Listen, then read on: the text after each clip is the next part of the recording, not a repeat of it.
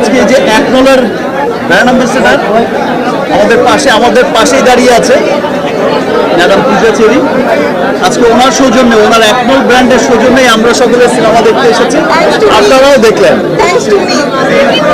Thank you for your একনল।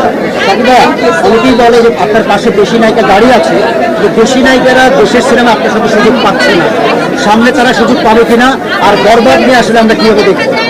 আমি তো দেশি নায়িকাদের সাথে আমিও সুযোগ পাচ্ছি না। দেশি নায়িকাদের যখনই আমি শিডিউল পাঠাচ্ছি, হলিউডের নায়িকা অলমোস্ট সমস্ত হিরোইনই কোনো না কোনোভাবে বিজি থাকে। আমি যেহেতু দু তিনটা সিনেমা করি বছরে, আপনার একটু বরবাদ দেখা যায় শিডিউল লাগে আমার ডিরেক্টরদের বা প্রডিউসারদের বা আমার প্রোডাকশনগুলোতে অনেক শিডিউল লাগে। তো আমার যারা আছেন স্টার হিরোইন, যারা আছেন সুপারস্টার হিরোইন, তারা তো বছরে অনেক সিনেমা করেন, অনেক ব্যস্ত থাকতে হয়, অনেক স্টারদের সাথে কাজ করতে হয়। বরবাদের আমি আসলে